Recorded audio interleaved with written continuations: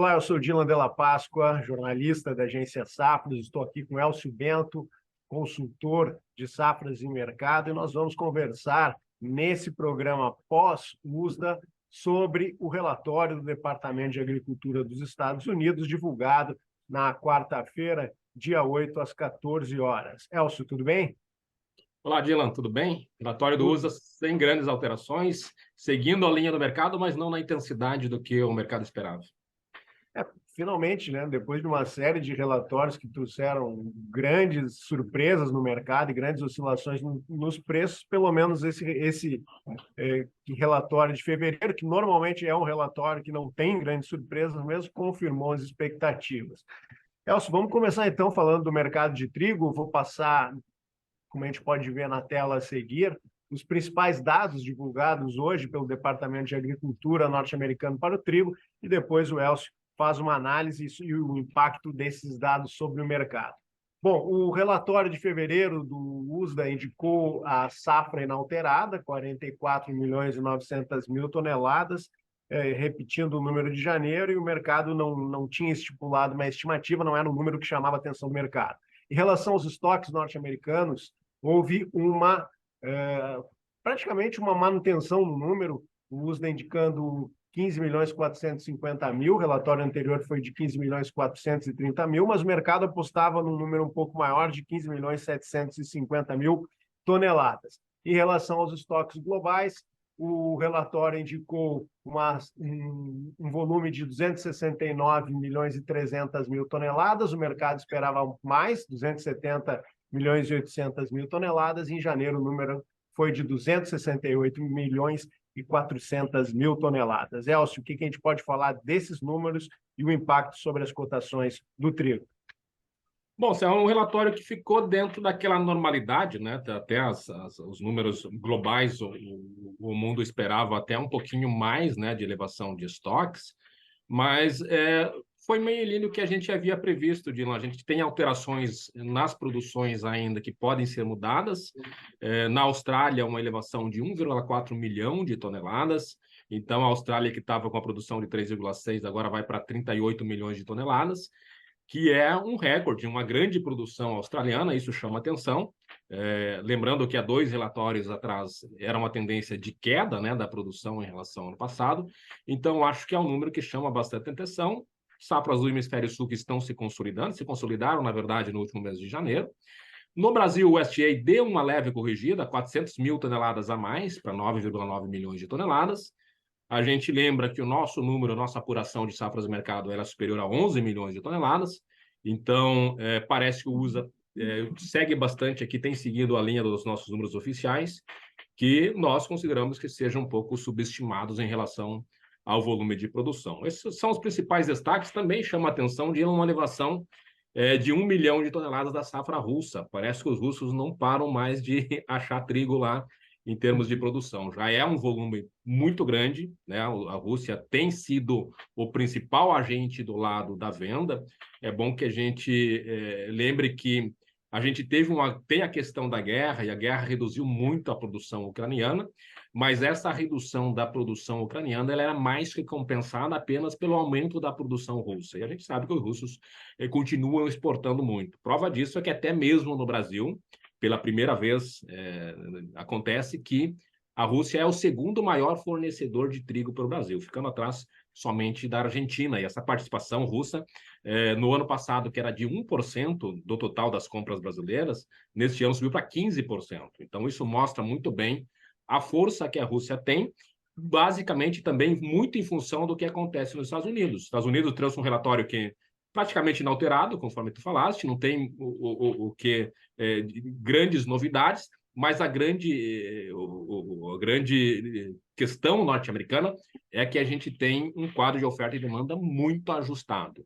Então, os Estados Unidos estão com preços elevados, os prêmios norte-americanos estão elevados, o trigo norte-americano está muito pouco competitivo. E a Rússia entra como a principal alternativa, inclusive no Brasil, que tem a Argentina também capenga aí em termos de excesso de saldo exportável. Lembrando que o USDA não mudou o número da Argentina, manteve os 12,5 milhões de toneladas, mas a Argentina tem um número muito pequeno. A produção total se elevou, né, nos Estados Unidos em 3,2, né, além desses números que eu falei, outras oscilações pequenas que a gente teve. E os estoques, claro, não foram no mesmo volume, na mesma intensidade, porque também o STA considera um aumento do consumo para ração no mundo, enfim, de consumo para ração em termos globais. É bom que a gente lembre que muito desse consumo para ração ele ocorre na União Europeia e na própria Rússia, que estão com muito trigo. Então, esse aumento de consumo para ração na região ele é justificado. Então, por isso que não subiu tanto assim os preços.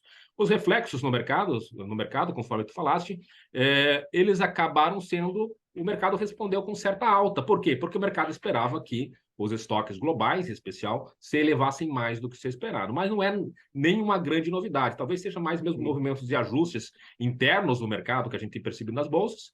Questão climática norte-americana dessa safra que a gente comentou que é muito ajustada, ela está muito sensível, né? Então isso traz volatilidade ao mercado.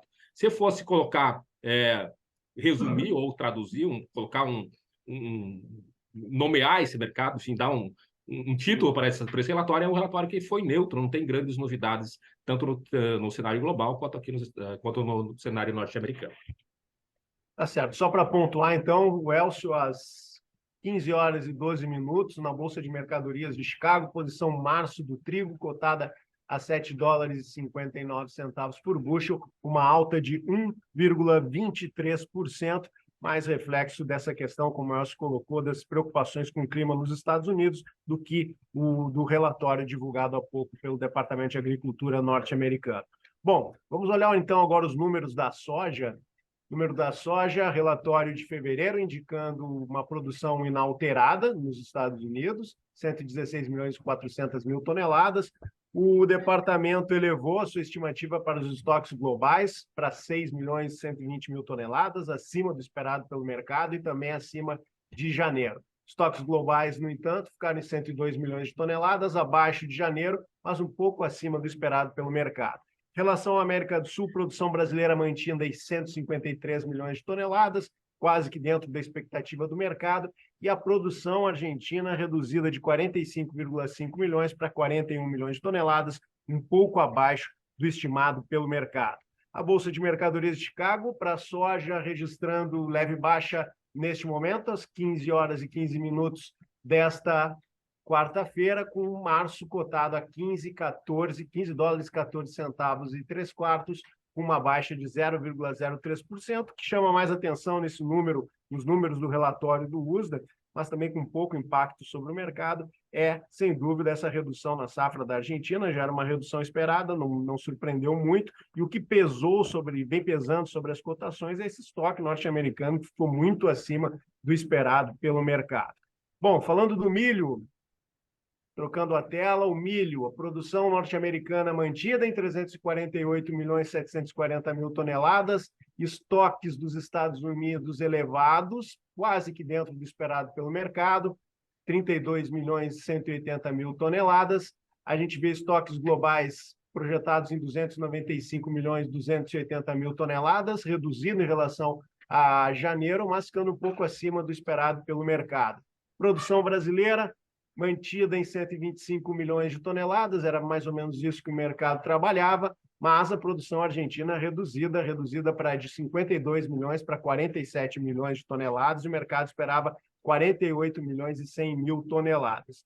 Preços do milho subindo de maneira moderada, posição março com uma alta de 0,25% a 6 dólares 75 centavos e 3 quartos, e parte dessa alta no mercado do milho, é claro, em função dessa redução na safra da Argentina por problemas de clima, estiagem prolongada, e é isso que vai continuar no foco do mercado para o milho e para o trigo nos próximos dias. Mercado esperando chuvas consistentes para a segunda quinzena de fevereiro, que poderia mudar esse quadro. Ainda muitas dúvidas sobre o real tamanho da safra de milho e de soja dos Estados Unidos.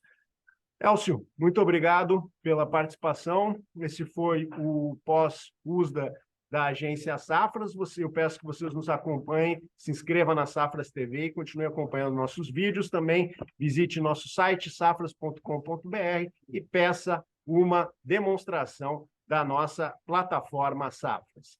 Muito obrigado, Elcio. Uma boa tarde. Boa tarde, Dylan. Boa tarde a todos. Até a próxima.